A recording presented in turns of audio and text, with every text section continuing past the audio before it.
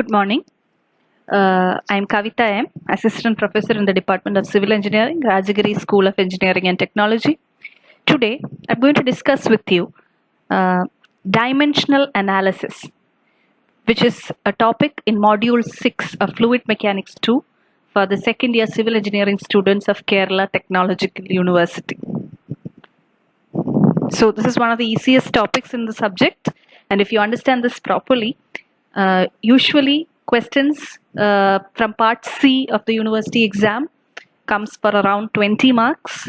So 20 to 30 marks you will be easily able to score if you understand dimensional analysis. So let's start by discussing about primary dimensions. Every physical quantity is associated with a dimension. Okay. So dimensions are the units that are used to express these physical quantities. So there are three primary dimensions, which are basically mass, length, and time. So it's represented as capital M, capital L, and capital T. They're called primary because the dimensions of almost all physical quantities, like if you take force, acceleration, velocity, pressure, stress, anything can be represented in terms of these primary dimensions, which is mass, length, and time. In SI unit, mass will be in kilogram, length will be in meter, and time will be in seconds. Now we'll discuss about secondary or derived units or derived quantities. So those quantities that possess more than one fundamental dimension is known as a secondary quantity or a derived quantity.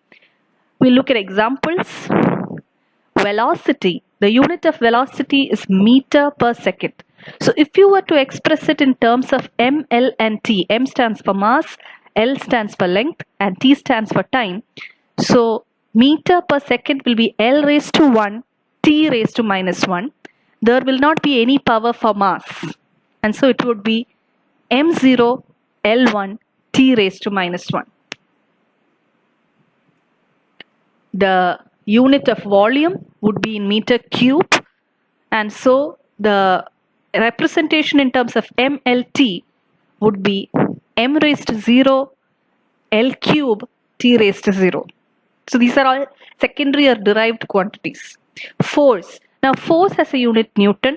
Now whenever you want to express any quantity in terms of m, L, and T, you need to bring their unit in terms of m, L, and T first.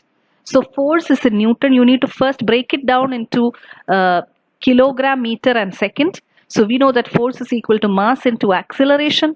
So in terms of m, L, and T, force unit would be kilogram, meter per second squared. And so the dimension would be m raised to 1, L raised to 1, T raised to minus 2. This is how you derive secondary dimensions, or you derive dimensions of secondary quantities using the three fundamental dimensions, which are mass, length, and time. Another example, pressure, Newton per meter squared. So kilogram per meter second squared, and you would get m raised to 1, L raised to minus 1, and T raised to minus 2.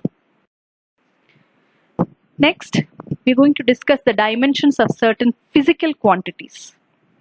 Here, I have listed down many common physical quantities that you come across while you are working out problems in fluid mechanics.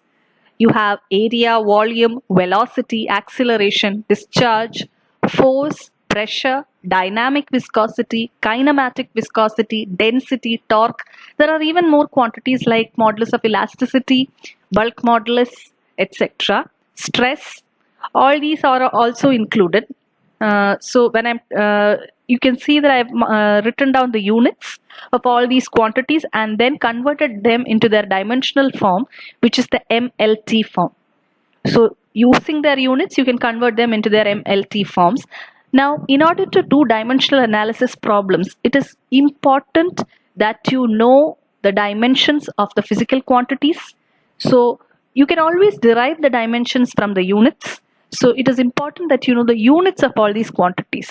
Now area, volume, velocity, acceleration, etc. are easy. It's simple for you to remember. Discharge, everything you can remember easily and directly derive the dimensions.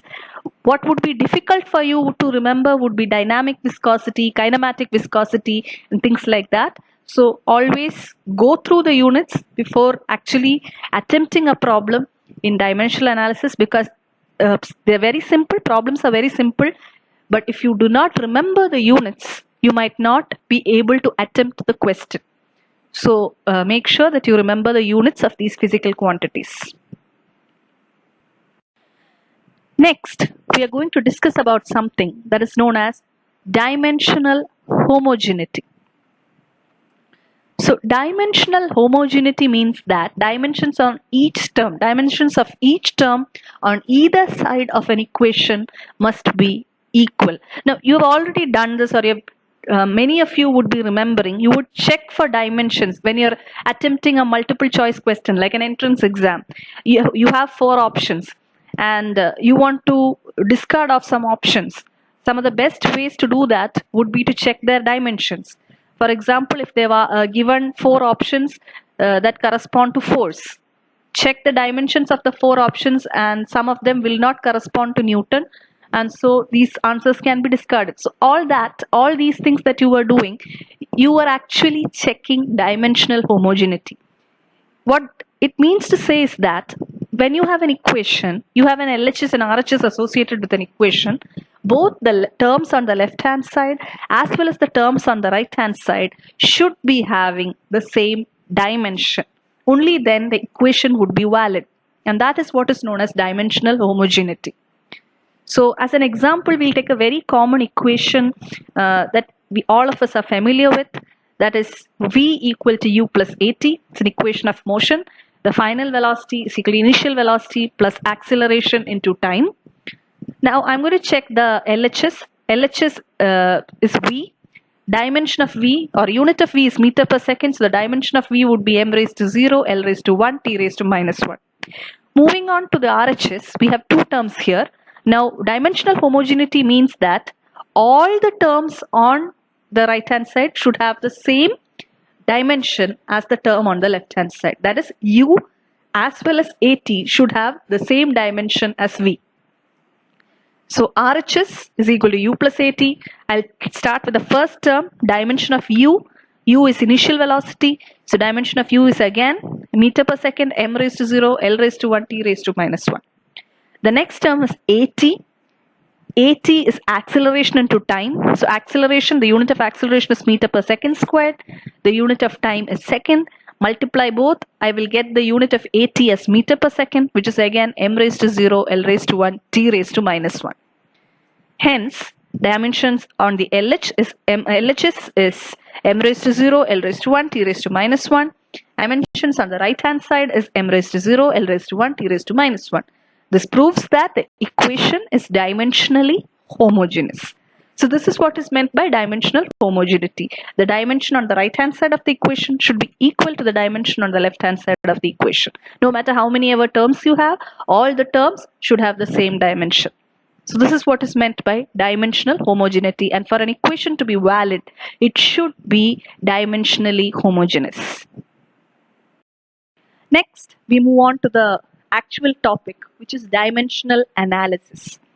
Now, dimensional analysis, what we're going to do in dimensional analysis is, we know the concept of dimensional homogeneity.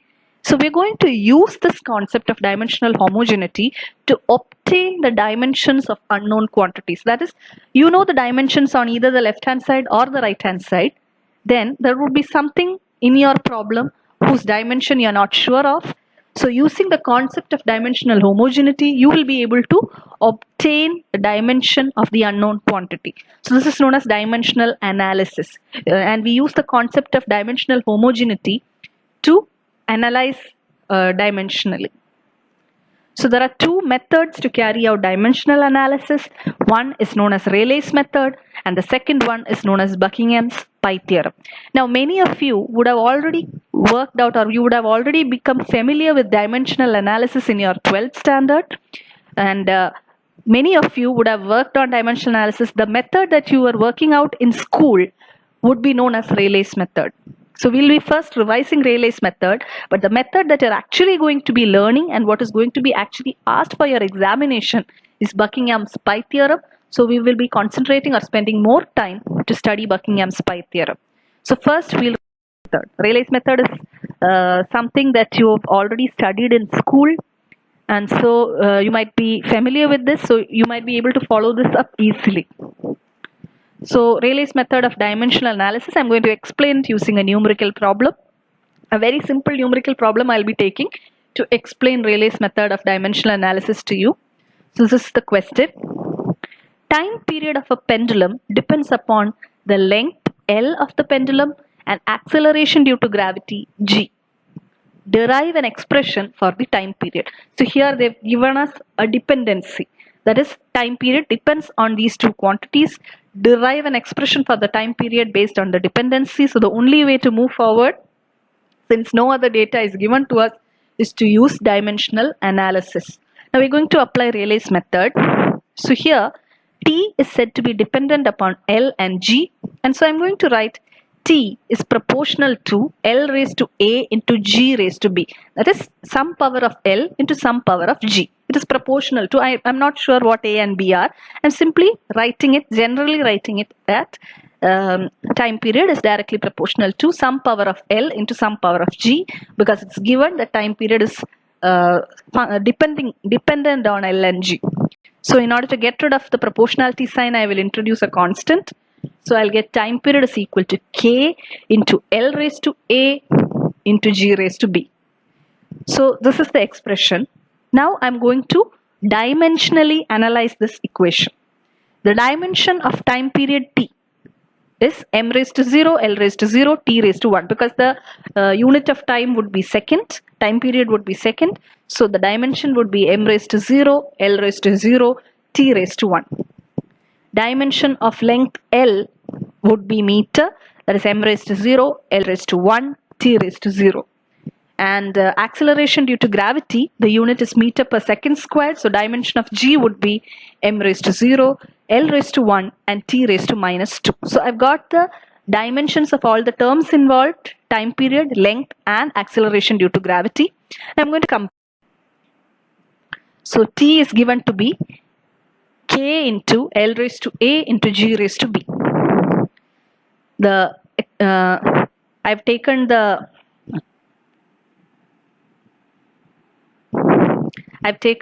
dimension for time period, m raised to 0, L raised to 0, T raised to 1, and I've taken the dimensions of L and G respectively over here. Now what I'm going to do is, I've got the dimensions, and I know by the rule of dimensional homogeneity that dimensions on both sides should be equal. Now using this method, or using this concept of dimensional homogeneity, I am going to compare the powers of M, L and T on the right hand side and on the left hand side. So I'm going to compare the powers, comparing the powers of M. So on the left hand side, the power of M is 0. On the right hand side, the power of M would be 0 plus 0. So there is no term of M on the left hand side or on the right hand side, and so comparing the powers of M, I will get 0 is equal to 0. That is, does not serve any purpose of mine.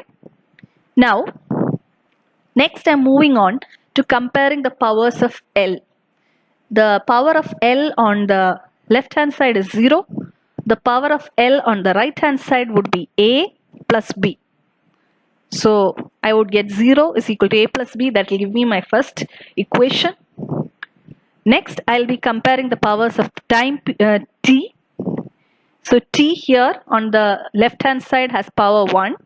On the right hand side it has power of minus 2 times B. So I'll get 1 is equal to minus 2 times B. So I've got the next equation that I've required.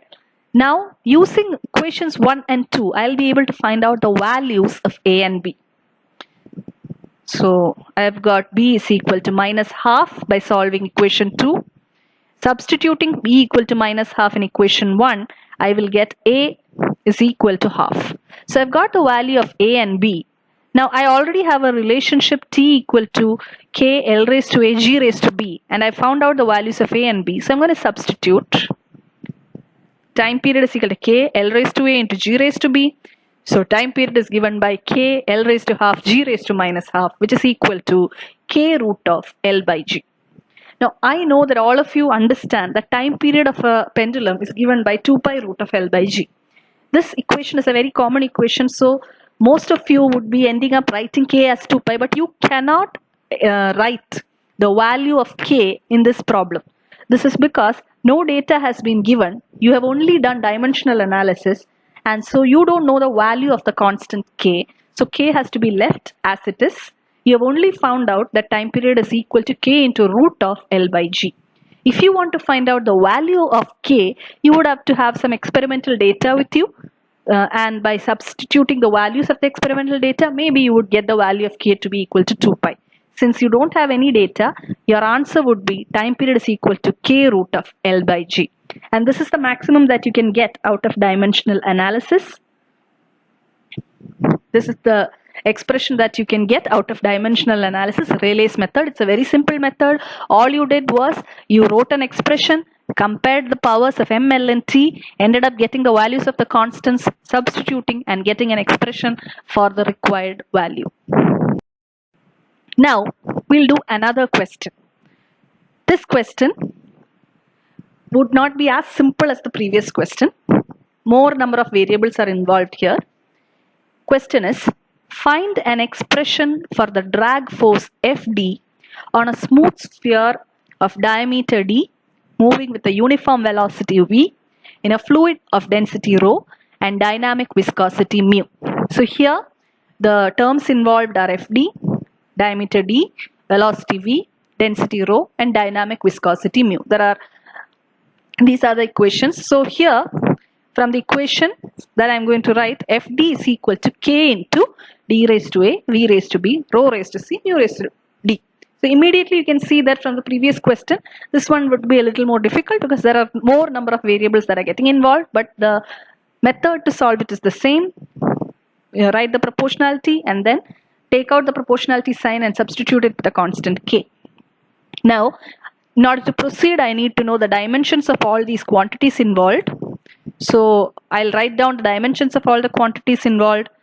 So this is a small table that I've made for the problem. Fd, diameter, velocity, rho, mu. I've written down the dimensions involved using their unit. Now I'm going to substitute it back. Dimensions I'm in the equation that I've written using the dependency. So this is the equation that I've written. Fd is equal to K into d raised to A, v raised to B, rho raised to C, mu raised to D. All the dimensions have been substituted accordingly. Now, just like the previous method, I'm going to compare the powers of M, L and T. I get 1 is equal to C plus D. Powers of L, if I compare, I get 1 is equal to A plus B minus 3C minus D. Comparing the powers of T, I will get minus 2 is equal to minus B minus D. Now I want you to pause this video, solve this 3 sets of equation and get the answer for me. Pause this video, solve it first and then we'll proceed. Now, if you have paused it and now you're trying to proceed forward, but after trying to solve the 3 sets of equation, you just found out that it is difficult to solve these 3 equations. Why did you find the difficulty to solve these 3 equations? It's a simple set of equations that you've got and yet you are not able to solve it completely. Why did you face this difficulty? These are the equations that we had, 1, 2 and 3. I've listed them down and now I'm going to tell you why you face the difficulty to solve for A, B, C and D. The problem, if you look at these 3 equations, you can see that there are 3 equations. But how many variables do you have? A, B, C, D. You have 4 unknowns and 3 equations. You will never be able to solve these 3 sets of equations completely. So 4 unknowns but only 3 equations, hence we will not be able to solve it completely. the maximum that we can do is bring all the three variables or unknowns in terms of one unknown. That is, you bring A, B and C in terms of D. That is the maximum solution that we can get from these three equations. So I'm going to do that. C, I get it as 1 minus D. B, I get it as 2 minus D. And A, I will get it as 2 minus D. From these equations, I wrote A, B and C in terms of D. So now I am going to substitute values of A, B, C, D back into my basic equation, which is Fd is equal to K, D raised to A, V raised to B, rho raised to C into mu raised to D. So I get K into D raised to 2 minus D, V raised to 2 minus D, rho raised to 1 minus D, mu raised to D. I'm going to combine all the D terms together, and the other terms I'm going to keep it separately. So I got Fd is equal to K into rho V squared into D squared into mu by rho Vd raised to D. So this value of D I could not solve. So instead of solving for D, I'm going to write it as Fd is equal to rho V squared D squared into a function of mu divided by rho Vd. I can only write it as a function because I don't know the actual value, and so it's not a completely solvable equation. This is the maximum that I can solve. You see that Rayleigh's method was not completely able to give you an answer, and it was also very complicated to solve because you had 4 unknowns and only 3 equations. So how many ever unknowns you have, you will only have 3 equations with you. That is, by comparing the powers of M, L and T, you will only get 3 equations. You will not get more than 3 equations to solve any question. So greater the number of variables, greater the number of unknowns, and more difficult it will be to solve using Rayleigh's method. That is the limitation of Rayleigh's method. Rayleigh's method becomes very lengthy and laborious when the number of variables involved are more than the number of fundamental dimensions, which is 3. Because that is the maximum number of equations you will be able to get out of dimensional analysis. 3 equations by comparing the powers of M, L and D. And so greater the number of variables, Rayleigh's method becomes more and more impossible to do. So this difficulty is going to be overcome by using Buckingham's pi theorem for dimensional analysis. Now Buckingham's pi theorem would be a little bit difficult to explain. So you have to stay with me, you have to catch every word, write it down, try to understand. But I can assure you that once you start doing numerical problems, Buckingham's pi theorem becomes more and more easier for you. So please don't be disheartened if you don't understand it in one go. You can always wait for the numerical problems to come, because numerical problems will definitely make Buckingham's pi theorem easier for you. Start with Buckingham's pi theorem, and we'll start with its complex definition. This is the complex definition of Buckingham's pi theorem. If there are n variables in a physical phenomenon, and if these variables contain m fundamental dimensions, which are m, l and t, then the variables can be rearranged into n minus m dimensionless terms. Each term is called a pi term. Now this definition has come for the examination, might be asked again for the examination. So you would have to know it by heart. But right now you might not be able to understand head or tail out of this definition, because it consists of a lot of things that you have no idea about. So first we'll go and explain each and everything about Buckingham's pi theorem, and then you can come back and read the definition. It would be much simpler for you. So I'm going to use an example to explain Buckingham's pi theorem. Okay. So let x1, instead of taking force, diameter, length, velocity, etc., I'm going to write general terms. Let x1 be a variable that is dependent on other variables x2, x3, x4 and x5.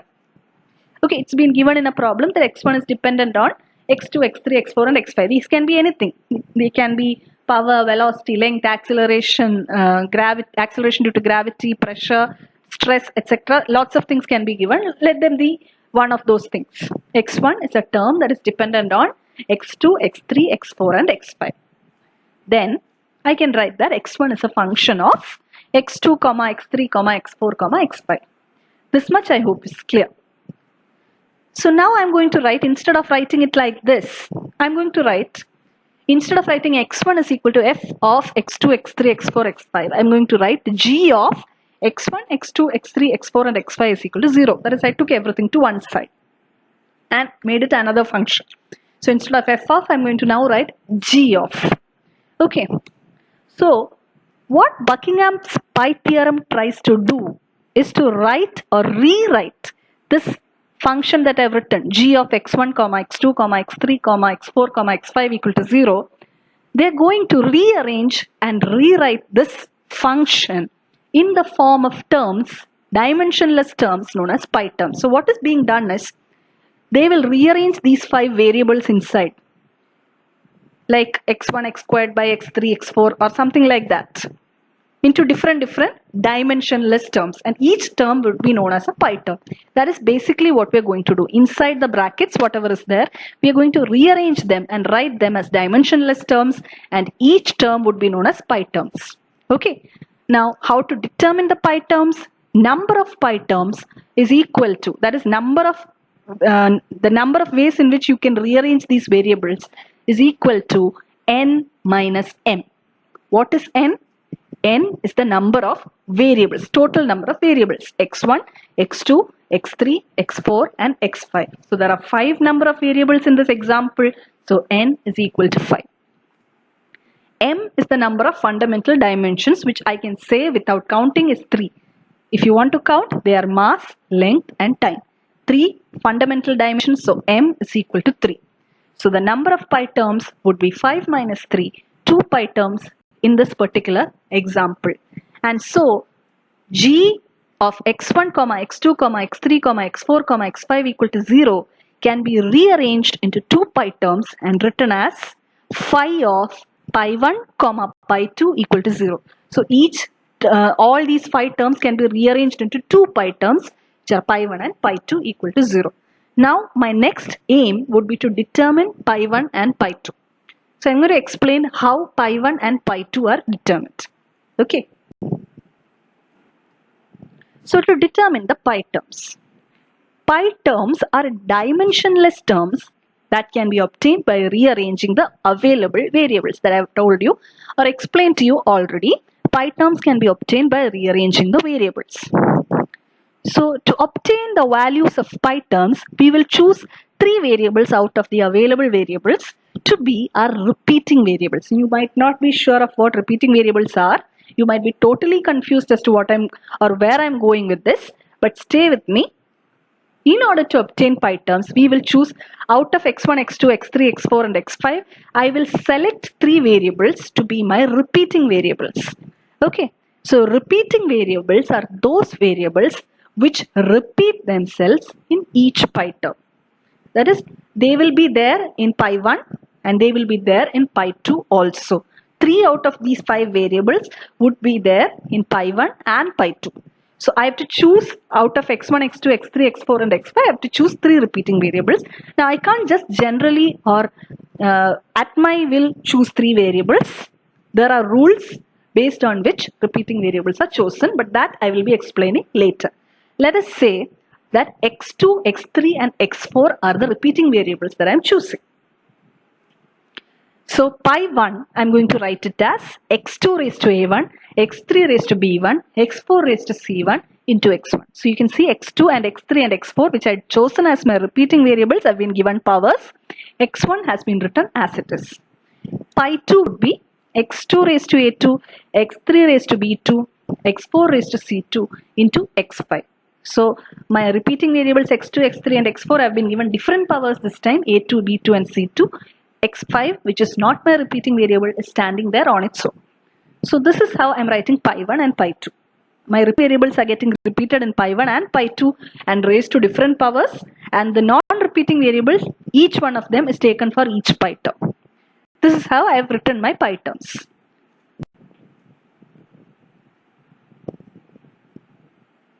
Now, pi 1 is x2 raised to a1, x3 raised to b1, x4 raised to c1 into x1.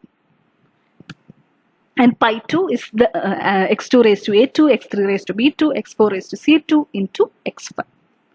So according to the definition, pi terms are dimensionless terms. Hence, the dimension of pi1 is m raised to 0, l raised to 0, t raised to 0. Dimension of pi2 is m raised to 0, l raised to 0, t raised to 0. Now what I'm going to do is, I'm going to dimensionally analyze each pi term. That is, let the dimensions of x1, x2, x3, x4 and x5 be the following. Now I know that these do not represent any particular physical quantity that you know. I've just chosen them randomly because I'm tired of typing, and so I just chose them randomly, and these are some arbitrary dimensions just for the sake of explaining the concept. They do not represent any physical quantity, so you don't have to look into or check how or what dimension this corresponds to. I've simply written some random numbers. Let them be the dimensions of x1, x2, x3, x4 and x5. Okay. Now, pi1 is equal to this, pi2 is equal to this. Analyzing pi1. I'm going to dimensionally analyze pi1. I know pi1's dimension is, this is the equation for pi1. I know pi1's dimension is m raised to 0, l raised to 0, t raised to 0. I know the dimensions of x2, x3, x4 and x1. So I wrote it in the equation. And just like in Rayleigh's method, I'm going to compare the powers of m, l and t. And here I have three unknowns a1, b1 and c1. By comparing the powers of m, l and t, let us say we got a1 is equal to 1, b1 is equal to minus 1, c1 is equal to 2. It's a random example. You don't have to sit and solve it. I'm just saying that maybe we got this answer. Since it's a random example, I did not even check whether these are actually true. But let us say we got a1 as 1, b1 is equal to minus 1, c1 equal to 2 by comparing the powers of m, l and t. In which case, pi1 becomes x2 raised to 1, x3 raised to minus 1, x4 raised to 2 into x1. Or pi1 is x2, x4 squared, x1 by x3. So I got the value of pi1. Similarly, I'm going to analyze pi2 using the equation for pi2, substituting the dimensions and finding out a2, b2 and c2. Let us, by analyzing pi2, I got pi2 is equal to x3 squared, x3 cube, x4 squared, x5 by x2. It's a complete random solution. Not actually calculated anything to come up with it. I'm just trying to explain that you might, this is what you got pi2 to be equal to. Now we had rearranged our g of x1, x2, x3, x4, x5 equal to 0 as phi of pi1, pi2 equal to 0. So phi of pi1 and pi2 values I have calculated. x2, x4 squared, x1 by x3, x3 cube, x4 squared, x5 by x2 equal to 0. This is what I end up getting after I analyzed for pi1 and pi2. Now the question was asking me, or I had given me, the dependency of x1. That is what I want to find out, is the expression for x1. So what I'm going to do is, I'm going to take this first term that contains x1 out of the function. So I will get x2, x4 squared, x1 by x3 is another function of x3 cube, x4 squared, x5 by x2. That is, inside the bracket only this is there now. This one has been taken out, so this becomes another function phi1. Now I want to find out the expression for x1. x1 would be x3 by x2, x4 squared into phi1 of this value. So this is how you solve a problem using Buckingham's pi theorem, as simple as that. So this is how Buckingham's pi theorem is used to do dimensional analysis. Now there are a lot of confusions in your mind. I'd asked you to take repeat variables x2, x3 and x4. How do you choose them? I've never explained how you choose them. So next I'll explain to choose repeat variables. It's very simple. Rules are very simple. Repeat variables are variables that repeat themselves in every pi term. So in order to find out the values of the pi terms, I need repeat variables. How to choose these repeat variables? There are some simple rules. First rule is that dependent variable, that is the main variable, should not be a repeat variable, cannot be chosen to be a repeat variable. That is, if x1 is equal to f of x2, x3, x4, x5 that I've written, x1 can never become a repeat variable. One of the repeat variables should have a geometric property. Example is length, diameter, height, etc. So out of the given variables, if any of them is length, diameter or height, one repeat variable can be chosen from them. The second repeat variable should have a flow property. Example is velocity or acceleration. The third repeat variable should have a fluid property. Example is density, viscosity, etc. So some of the possible combinations of repeat variables from your problem, numerical problem, could be L, V, rho, D, V, rho, L, V, mu, D, V, mu, etc. So this is simply how you select the repeat variables. Now, what I'm going to do is actually, I'm going to solve the same problem that we solved using Rayleigh's method. The difficult problem that we solved using Rayleigh's method, I'm going to solve it using Buckingham's pi theorem. Okay, let's try it using Buckingham's pi theorem. So these are the numerical problems. The same question using, but this time it's saying to use Buckingham's pi theorem to find an expression for drag force on a smooth sphere of diameter d, moving with a uniform velocity v in a fluid of density rho and dynamic viscosity mu. So this is the same question that we have done using the Rayleigh method earlier. Let us try this problem this time using Buckingham's pi theorem. Fd is a function of d, v, rho, mu. That is what I begin with. That drag force is a function of the given quantities. So g of Fd, d, v, rho, mu is equal to 0. I have to rearrange them into pi terms. To rearrange them into pi terms, I need to know how many pi terms are involved. The number of variables is 5. Fd, d, v, rho and mu, 5 variables. Fundamental dimensions as usual m, l and t is 3. So m is equal to 3. So the number of pi terms n minus m, 5 minus 3 is equal to 2. That is, I have pi 1 and pi 2. So we can arrange g of fd, d, v, rho, mu equal to 0 to another function f1 of pi 1, pi 2 equal to 0. So that is what I'm going to do. I'm going to find, next is I want to find out pi 1 and pi 2. So to determine pi 1 and pi 2, we need to choose our repeat variables from the available variables fd, d, v, rho and mu. So using the rules to take repeat variables, I can rule out fd. Fd can never become the repeat variable because it is the main dependent variable. One of my repeat variables should have a geometric property. So diameter d is definitely one of my repeat variables. One of them should have a flow property. So velocity v is definitely my repeat variable. One of them should have a fluid property. Now density rho and viscosity mu is there. I can choose rho or mu to be my third repeat variable. So the possible combinations for repeat variables would be d, v, rho and d, v, mu. You can choose either set. You can either choose d, v, rho or you can choose d, v, mu. Both are correct. So I am going to go with d, v, rho to be my repeat variables. Based on the rules, I have selected out of the 5 variables d, v and rho to be my repeat variables. And so pi 1 would be d raised to a1, v raised to b1, rho raised to c1 into fd. The repeat variables have been raised to powers and fd has been introduced on its own. Pi 2 would be d raised to a2, v raised to b2, rho raised to c2 into mu, which is the remaining non-repeating variable. Now I'm going to analyze pi 1 and pi 2. To analyze pi 1 and pi 2, I need to know the dimensions of all the quantities involved. So these are the dimensions I've written down. These are the actual dimensions because unlike the example, fd, d, v, rho and mu are actual physical quantities.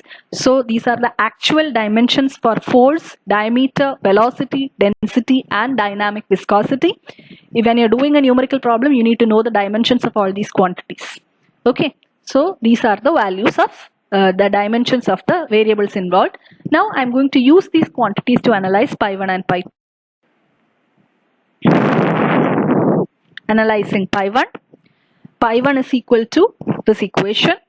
Using the dimensions, I know the dimensions of pi 1 is m raised to 0, l raised to 0, t raised to 0 because pi 1 is dimensionless. And substituting the dimensions for all the other quantities, I get this equation. So I'm going to write down the equations by comparing the powers of m. I will get 0 is equal to c1 plus 1. Comparing the powers of L, I will get 0 is equal to A1 plus B1 minus 3C1 plus 1.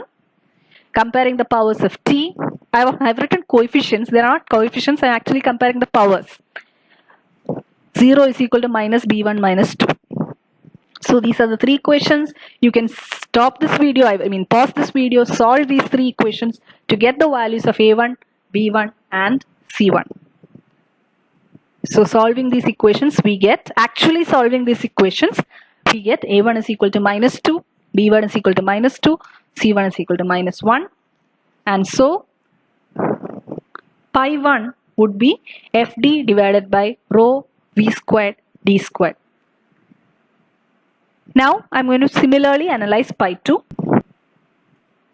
Analyzing pi 2 is d raised to a2, v raised to b2, rho raised to c2 into mu. I have written down the equations using the dimensions. Comparing the powers of m, l and t, I get three equations. Solving these three equations, pause the video, you can solve it on your own. Solving these three equations, you get a2 is equal to minus 1, b2 equal to minus 1, c2 equal to minus 1, and so pi 2 is mu divided by rho v t. So you got pi 1 and pi 2. Now f1 of pi 1 comma pi 2 is equal to 0. That was what you are going to rearrange it to. So f1 of fd divided by rho v squared d squared comma mu divided by rho vd is 0. So the terms involving fd, I am taking it outside. Ft divided by rho v squared d squared is phi of mu by rho vd. That means fd is equal to rho v squared d squared into phi of mu divided by rho vd. This is the solution for drag force. Now you can compare it, or you can go back to the video and see the solution for the problem when we did it using Rayleigh method. You will see that the solution is the same. This is the same answer that we got when we tried this problem with Rayleigh method. However, when we are using Buckingham's pi theorem, you seem to find it a little bit easier. Now I've written a statement here. You had a choice to choose your set of repeat variables. You could have chosen rho vd or you could have chosen mu vd. Now if you had chosen mu comma v comma d, that is the second set of repeat variables, to be your repeat variables, the final answer would have been totally different from what you have got right now. Okay, so this solution is dependent on the repeat variables that I have chosen rho vd. If I had chosen dv mu as the repeat variables, I would have ended up with a totally different solution. Now you have to understand that what you have done is not wrong. It's as correct as this particular equation. So, even though you get a different expression, you will get full marks even if you chose d comma v comma mu, but you will get a totally different answer for the question. But that is not wrong. You can get two different answers depending on your repeat variables. So what you have to do is the same problem, try it with a different set of repeat variables. That is, instead of using rho comma v comma d as your repeat variable, choose d comma v comma mu as your repeat variable. You will get a totally different answer from the above answer. Record your answer. You can contact me and tell me what is the answer that you have got. There is no problem in getting a different answer as long as the method that you have used is correct.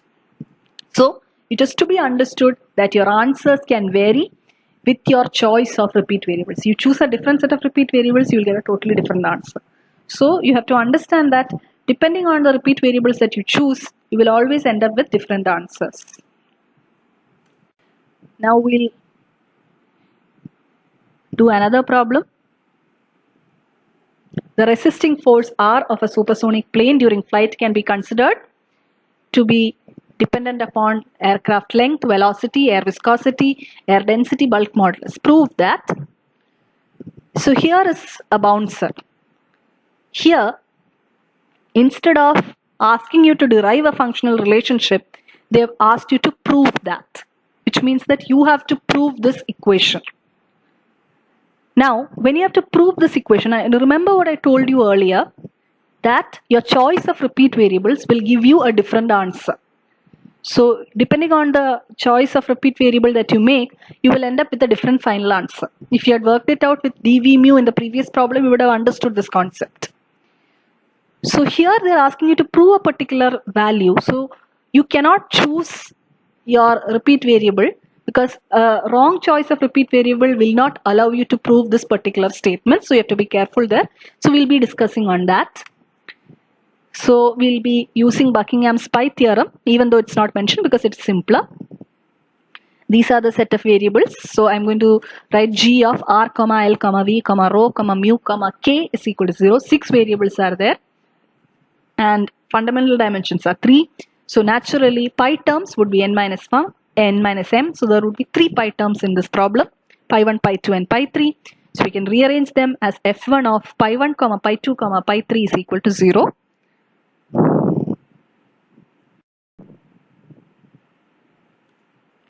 To determine the pi terms, we need to choose the repeat variables. So the question has asked us to prove an answer. We cannot choose any set of repeat variables as each set will give us a different answer. So we have to choose correctly. So let us first look at the equation. This is the expression that you have to prove. Now here is a a small clue to your repeat variables. Always check the variables in front of the function. These will give you the clue for your repeat variables. So here rho, L and V would be your repeat variables. Only if you choose rho, L and V to be your repeat variables, you can solve this question in this format. And so in order for that, I am going to choose L, V and rho to be my repeat variables. I am going to pi 1, L raised to A1, V raised to B1, rho raised to C1 into R. L raised to A2, V raised to B2, rho raised to C2 into mu would be pi 2, pi 3 would be L raised to A3, V raised to B3, rho raised to C3 into K. Now you can pause the video, do this problem on your own, try to solve it on your own. Do not follow me or copy me or allow me to influence your thought while you are doing the problem. Pause the video, you don't have to listen to the solution, you can solve it on your own. And then check whether you have done it correct afterwards. So dimensions that are involved. So these are the dimensions of R. R is said to be resisting force. So R has the unit of force, length, velocity, density, viscosity, bulk modulus. Bulk modulus unit would be Newton per meter squared. That is the same as pressure. So M, L raised to minus 1, T raised to minus 2 would be the dimensions of K. Now analyzing pi 1. This is pi 1. Dimensionally analyzing, this would be the equation. Comparing the powers of M, L and T. I would get these expressions. On solving, I will get A1 is equal to minus 2, B1 is equal to minus 2, C1 is equal to minus 1. And so my pi 1 would be rho R divided by rho V squared L squared. Now I am going to analyze pi 2 in the similar manner. This would be the dimensional equation of pi 2. Comparing powers of M, L and T, I would get 3 equations. Solving these 3 equations, we'll end up getting A2 equal to minus 1, B2 equal to minus 1, C2 equal to minus 1, which means pi 2 would be mu divided by rho VL. Now I have to analyze pi 3 because this particular question has 3 pi terms. L raised to A3, B raised to B3, rho raised to C3 into K. Dimensional analysis, comparing the powers of M, comparing the powers of L, comparing the powers of T. I'll get 3 equations. I can solve them. I will end up getting A3 equal to 0, B3 equal to minus 2, C3 equal to minus 1, or pi 3 would be K divided by rho V squared. So I got pi 1, pi 2 and pi 3. F1 of pi 1, pi 2, pi 3 is equal to 0. That was how we rearranged the equation. So I've got the values of pi 1, pi 2 and pi 3 with me. I am going to find out the expression for R. So R should be taken outside. So R by rho V squared L squared is equal to phi of mu by rho VL by K by rho V squared, K by rho V squared. So R would be rho V squared L squared into phi of mu by rho VL, K by rho V squared. This was the expression that you were asked to solve, and hence it is solved. So now you do dimensional analysis using Buckingham's pi theorem. These are some questions for self-assessment. Please do them. Especially the third question would be an interesting problem to attempt these problems. If you have any doubt, you can contact me. But I hope that you understood dimensional analysis. It's a very simple topic once you understand it. And so, thank you for listening, and hope you will be able to answer all the questions.